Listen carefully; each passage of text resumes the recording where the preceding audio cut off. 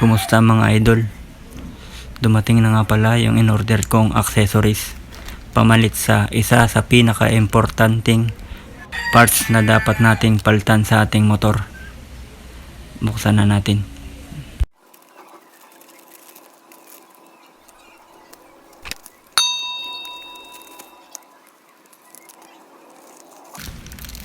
Ito po siya, exhaust bolt na gawa sa high tensile stainless steel. So ayun nga no, marami na akong napanood, nabasa na mga post galing sa mga idol nating rider na namroblema, na stress at gumastos dahil po naputulan ang motor nila ng stock na bolt sa may tambutso. Gaya po nito, i-flash ko po sa screen yung mga picture.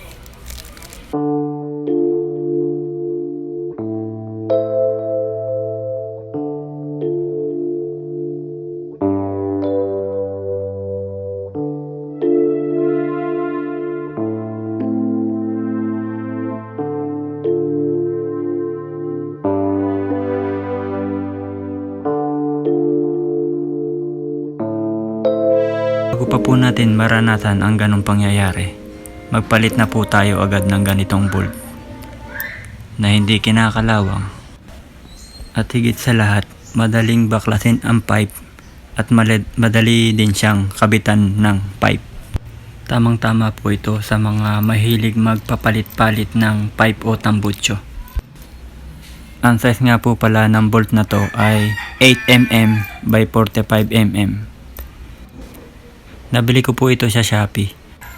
Ilagay ko na lang po sa description yung link kung saan ko po siya binili. Tara po, ikabit na po natin.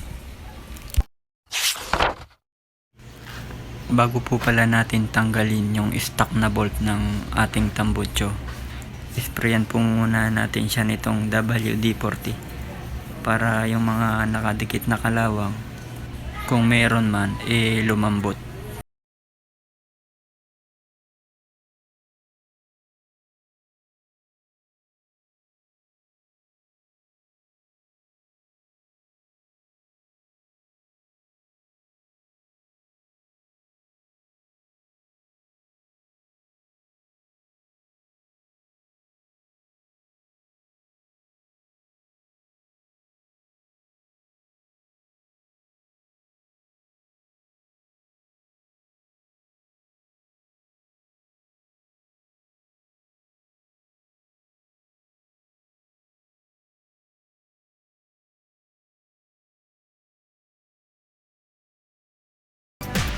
Ibabad ko po muna siya dyan ng mga 30 minuto bago tanggalin.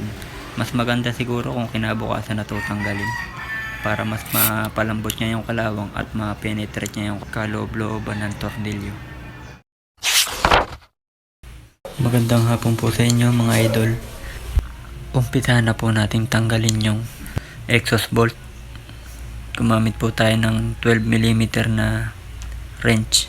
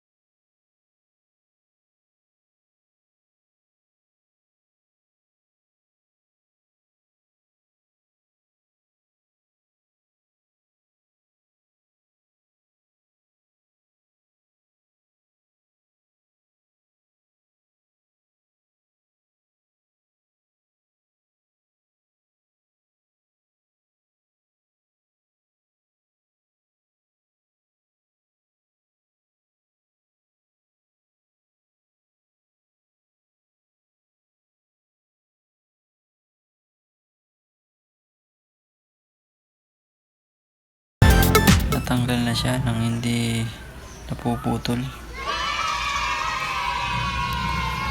Okay. Ikabit na po natin ang unang high tensile stainless steel na bolt.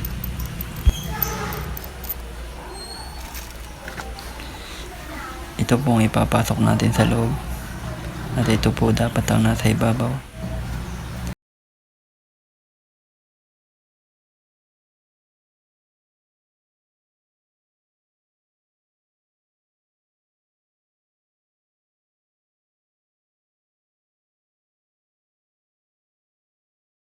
Hindi makapasok sa thread yung bolt.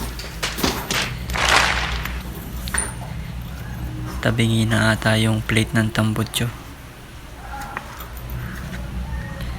Luwagan muna natin yung kabilang tornilyo.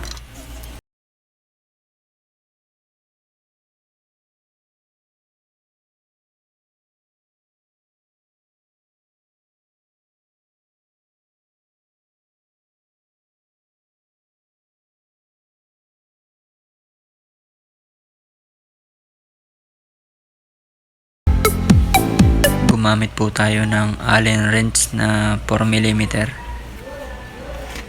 para mahigpitan natin lalo.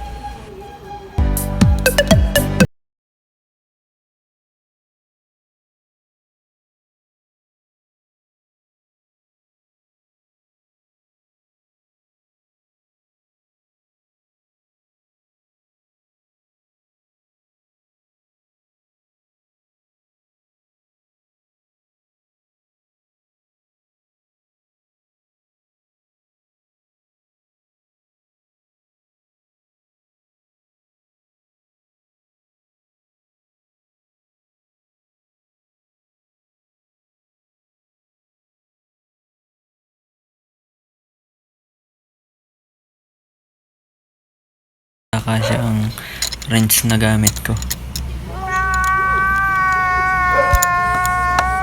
Hindi niya po kasukat ng 12mm na wrench.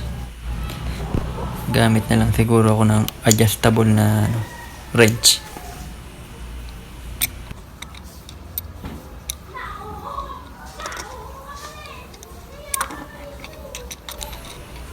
Hirap pala nito gamitin.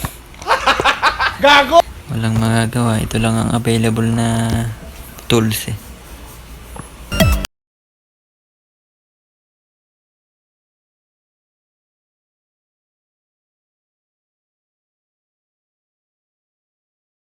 Yung isang bolt naman po ang tanggalin natin.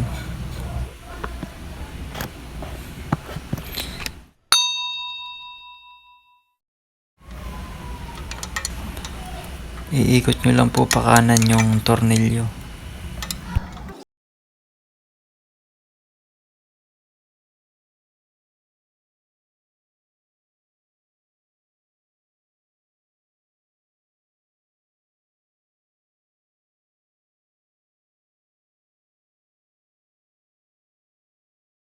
Ayun, natanggal na siya ng hindi napuputin.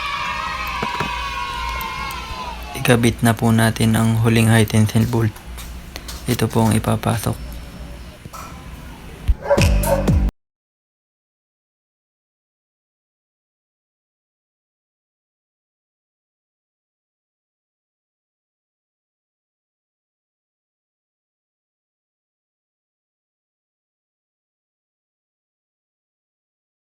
Higpitan ulit natin siya ng 4mm na Allen wrench.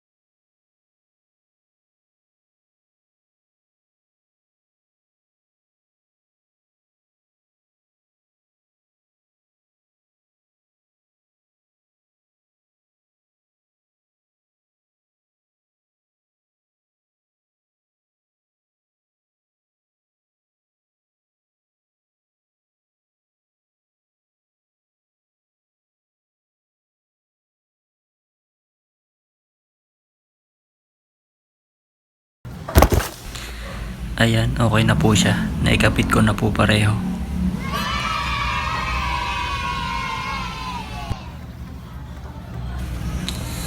Ayan po, may kunti po siyang sobra. Mas okay po para sa akin yung may sobra. Para kung sakali mang malustred yung alin, dagdagan lang siya ng isa pang tornilyo. Kayang-kaya na siyang tanggalin ulit. Ito po palang motor na to ay 10 buwan na ang edad. At ang natakbo niya na po ay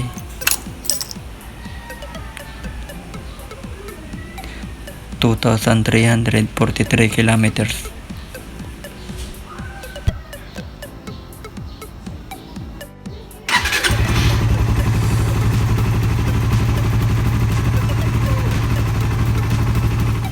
Dito na po nagtatapos ang vlog na to.